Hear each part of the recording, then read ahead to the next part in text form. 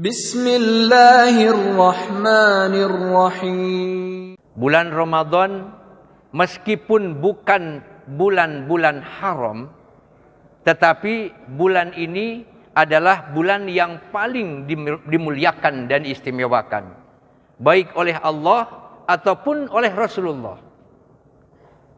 Atribut nama diberikan kepada bulan Ramadan. Dia adalah sebagai Sayyidus Syuhur, bulan sebagai penghulu dari segala bulan. Sayyidul Mubarak, Syahrul Mubarak, bulan yang penuh dengan keberkahan. Syahrul Maghfirah, bulan ampunan, di mana Allah pada bulan ini mengobral ampunannya. Sampai Rasulullah menegaskan, barang siapa yang berpuasa pada bulan Ramadan karena iman dan mengharapkan ridho Allah, Allah ampunkan dosa-dosa yang telah lalu. Masya Allah. Begitu besarnya ampunan Allah di bulan Ramadan.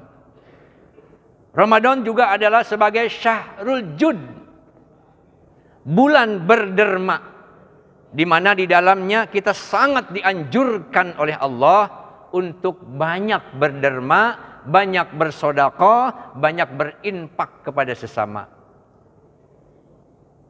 Sampai begitu hebatnya sedekah pada bulan Ramadan, Rasul menegaskan, barang siapa yang memberikan makan untuk orang-orang yang sedang berpuasa, maka dia mendapatkan pahala persis seperti orang yang berpuasa itu, tanpa dikurangi sedikit pun. Luar biasa. Serta atribut-atribut nama yang lainnya diberikan kepada bulan Ramadan. Hadirin rahimakumullah. Bulan Ramadan adalah satu-satunya bulan yang secara tersurat disebutkan di dalam Al-Quranul Karim. Syahrul Ramadan alladzi unzila fihil Quran. Sekaligus keistimewaan Ramadan, bulan ini diturunkannya Al-Quran 15 abad yang lalu. Kitab yang menjadi pedoman bagi kita umat muslim. Bulan Ramadan adalah bulan yang penuh dengan ampunan dari Allah.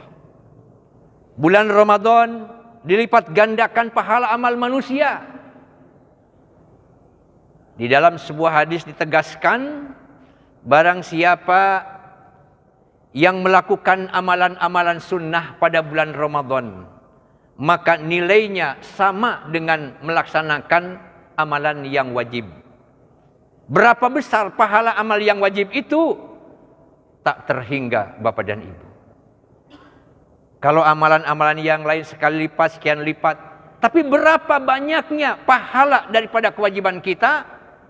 Allah tidak menyebutkannya. Karena berapa besar pahala itu sungguh tak terbatas. Dan barang siapa yang mengerjakan sesuatu yang fardu, maka Allah lipat gandakan 70 kali lipat. Luar biasa. Di dalam Ramadan dibelenggu setan, dibuka pintu surga lebar-lebar, ditutup rapat-rapat pintu ke neraka. Pada bulan Ramadan Allah turunkan malam Qadar. Malam yang nilainya lebih baik, bukan sama. Lebih baik daripada 1000 bulan. Atau lebih kurang 83 tahun. Masya Allah. Luar biasa Bapak dan Ibu. Inilah di antara keistimewaan dan fadilah daripada bulan Ramadan. Selain keistimewaan bulan Ramadan, umat Muhammad juga diistimewakan oleh Allah dan Rasulnya pada bulan Ramadan. Dalam satu hadis yang cukup panjang, ketika Rasulullah SAW berkumpul dengan para sahabat, beliau kemudian bersabda, "U'tiyat ummati fi Ramadan khamsatu asya lam tu'ta li ahadin qablahum." Diberikan kepada umatku pada bulan Ramadan 5 perkara yang tidak diberikan kepada umat-umat sebelumnya. Apa itu yang 5? Idza kana awwalu lailatin min Ramadan. Ya. Apabila pada malam Ramadan tiba, di awal Ramadan tiba, yanzurullahu lahum, maksud lahum itu kepada umat Muhammad, yanzurullahu lahum birrahmah. Allah melihat, Allah memandang umat Muhammad birrahmah, dengan cinta dan kasih sayangnya. Wa may yanzuru ilaihim birrahmah la yu'adzibuhu abada. Barang siapa manusia yang dipandang oleh Allah dengan cinta dan kasih sayangnya, maka dia tidak akan mendapatkan azab siksa untuk selama-lamanya. Masya Allah. Karena apa? Cinta kasih sayang. Dipandang, disapa, didekati oleh Allah dengan penuh cinta, maka tidak akan ada azab. Yang ada adalah rahmat dan cinta kasih sayangnya dari Allah Subhanahu wa taala. Yang pertama. Yang kedua, ya'murullahu al-malaikah bil istighfari lahum. Allah menyuruh kepada para malaikat untuk beristighfar lahum, bagi umat Muhammad. Sampai Allah meminta bantuan, walaupun Allah Maha Kuasa. Sampai-sampai Allah minta bantuan, meminta kepada para malaikat untuk bersama-sama memintakan ampunan kepada Allah. Begitu hebatnya umat Muhammad pada bulan Ramadan. Yang ketiga, anna rihata fammis shaim atyabu mirrihil miski indallah. Atau anna rihata fammis shaim indallahi atyabu mirrihil miski. Bau mulut orang yang sedang berpuasa di sisi Allah lebih wangi daripada minyak kasturi. Masya Allah. Apa itu minyak kasturi? Minyak kasturi itu parfum yang sangat dicintai oleh Rasulullah, yang sangat disukai oleh Rasulullah. Ini namanya minyak kasturi. Jadi kalau kita mengeluarkan bebauan dari mulut kita, Bapak dan Ibu, hakikatnya di sisi Allah itu wanginya luar biasa. Subhanallah. Yang keempat, Rasulullah memerintahkan ke surga. Ya'murullah al-jannah ittakhidhi zinatak. Wahai surga, ambillah perhiasan. Maksudnya berhiaslah kalian. Berhiaslah kalian. Karena apa? Hampir-hampir hamba-hambaku yang soleh, dia terbebas daripada beban dan keburukan. Masya Allah. Karena apa? Nanti mereka akan segera datang kepadamu. Jadi orang yang sedang berpuasa itu, Bapak dan Ibu, itu dirindukan oleh surga. Karenanya berhiaslah wahai surga. Karena hamba-hambaku yang berpuasa, hamba-hambaku yang soleh, mereka akan segera datang menghampiri kamu. Bahkan oleh Allah disediakan sebuah pintu khusus bagi orang-orang yang berpuasa. Namanya Babur Royan. Babur Royan, pintu Royan. Royan itu artinya kesegaran, kesejukan, terbebas daripada haus. Babur Royan itu sesuai dengan tabiat orang yang berpuasa, haus dan dahaga. Maka ada pintu surga, begitu masuk para penghuninya langsung menjadi segar dan bahagia. Dan keistimewaan umat Muhammad pada bulan Ramadan yang kelima adalah yaghfirullahu lahum jami'a. Allah mengampuni dosa-dosa mereka jami'a, semuanya. Ya Allah, luar biasa. Inilah kehebatan umat Muhammad di sisi Allah Subhanahu wa taala pada bulan Ramadan. Satu sisi Ramadannya sudah istimewa, umatnya diistimewakan. Tapi hadirin yang berbahagia, sehebat apapun bulan Ramadan, seistimewa apapun bulan Ramadan, tidak ada artinya untuk kita.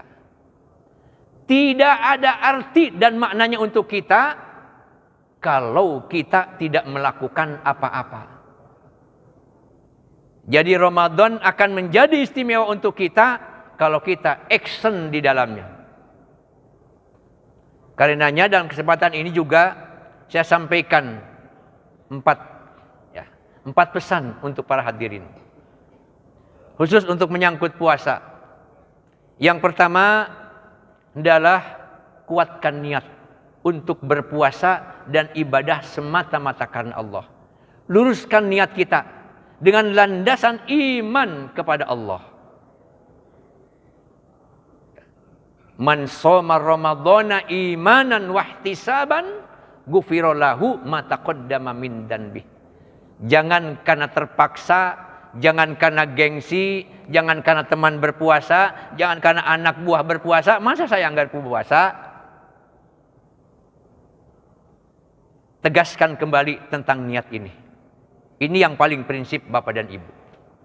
Yang kedua, tunaikan ibadah puasa sesuai dengan kaifiat cara-cara agama kita. Dari mulai sahur, kemudian kita niat, hindarkan sesuatu yang membatalkan puasa dan nilai puasa. Sampai kita berbuka puasa sesuai dengan kaifiat cara-cara di dalam agama kita.